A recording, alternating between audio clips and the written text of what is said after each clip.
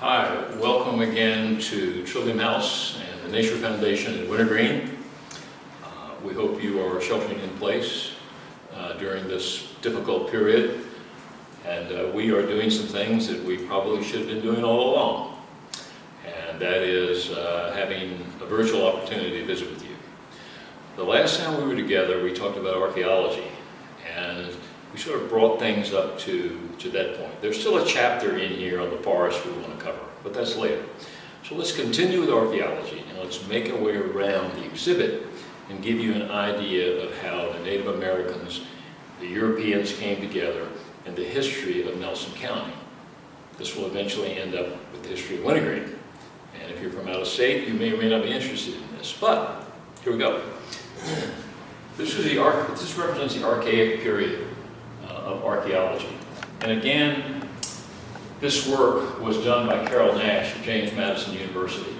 And here she gives a good display of diagnostic artifacts collected at Wintergreen from the Archaic period, which dates back to about 10,000 years ago. You have scrapers, here you have an axe, and here you have projectile points that are very, very old. And remember that these were not used in the bow and arrow, they were used in the atlatl. And as we work our way over here, we have the woodland period. And the bow and arrow sort of evolved during the woodland period. You see the points are different here. Projectile points are a little different. Here's something interesting.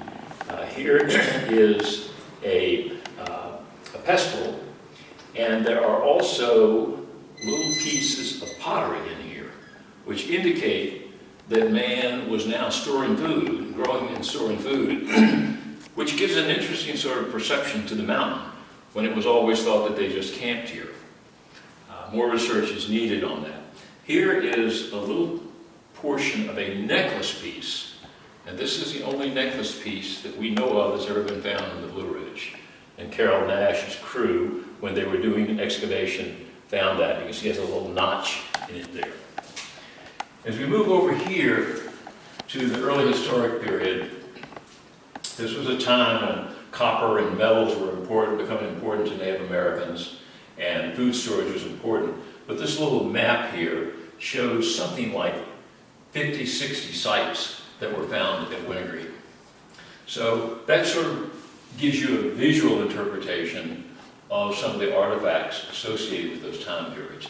Now we're going to turn and we're going to go around the room, and we are going to talk about European arrival, and we're going to talk about early settlement in the county.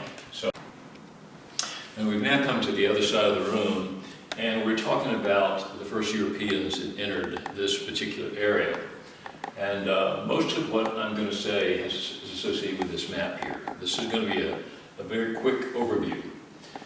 What you see here, this outline would have been where we are in 1727. This would have been all Goochland County, which, if you're from Richmond, that should be very familiar to you. But 1727, Goochland County was one of the 12 original shires in the New World. And this is, of course, pre-revolution at this point. So the capital would have been Goochland Courthouse down along the James River, which then was called the Fluvanna. And then in 1744, Big Albemarle County happened. And probably Big Albemarle is most significant because then you had some of the earliest settlers in what's today Nelson County. And one of these settlers was a man by the name of Allen Howard, who was quite an interesting character. Legend has it he had split ears, which is interesting in itself. But he was very, very early. And then there was the influential Cabell family, who settled along the James River in what's today the area of Wingina, then called Liberty Hall, Warminster, little towns along the James River that sprung up, because settlement came up the rivers. The courthouse in Big Albemarle County, which included Buckingham, Appomattox, today's Nelson, Amherst, these counties, today's counties that were then part of Big Albemarle were on both sides of the James River. So the county seat for Big Albemarle was not in Charlottesville, it was in Scottsville, which is about right here. Then in 1761, again, these keep getting smaller. Amherst County included Nelson and Amherst. And in 1761, the capital of Albemarle County, now not having the counties on both sides of James, moved to Charlottesville. Then in 1807, another split occurred and Nelson County was formed. But these early settlers, see, we were pre-revolution. Nelson County didn't really form until after the Revolution. So all this was pre-revolution.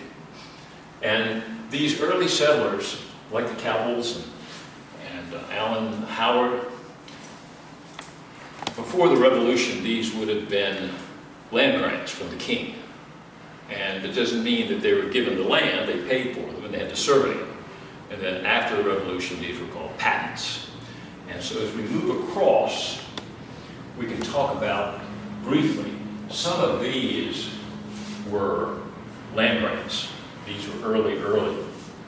This is today's Nelson County outline, but in fact, this would have probably been Amherst County at the time.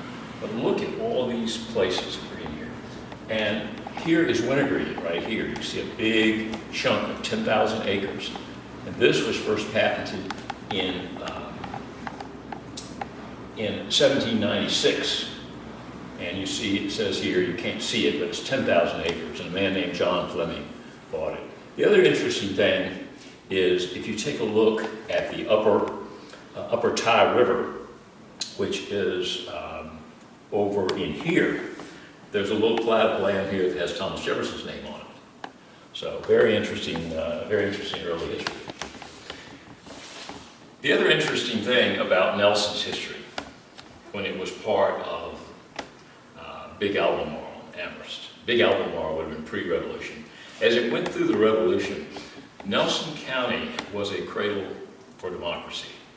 It really was, because the Cabell family and some of the other people along the James River, they made history. Sam Cabell is reputed to have slept on the floor of the House of Representatives so he could vote in the runoff between Jefferson and Aaron Burr. And this would have been the election of 1800. So the James River was a very prominent place. Today it's kind of a backwater. And one day maybe we'll take a field trip together down there.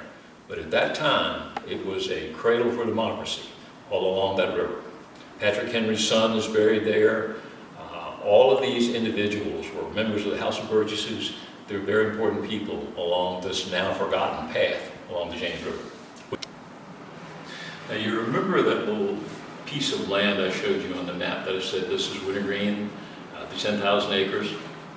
Here it is. Here's a blow-up of it. It's hard to see, but you can see this is sort of shaped like, I don't know, Lake Superior, but it's 10,000 acres in here. And it was first patented in 1796. And the fascinating thing is that Wintergreen today still maintains most of that boundary. So it's been intact through more than a dozen owners between 1796 and 1971 when Wintergreen purchased it with Jim Wheat and his investors. So anyway, the big survey, part of today's Nelson County, but at the time was part of Amherst County.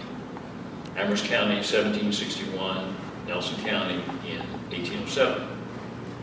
So the next iteration that we will do, the next little lecture we'll do, will be to take this from the big survey from the time that Wintergreen purchased it until today. So thanks for attending. We miss you.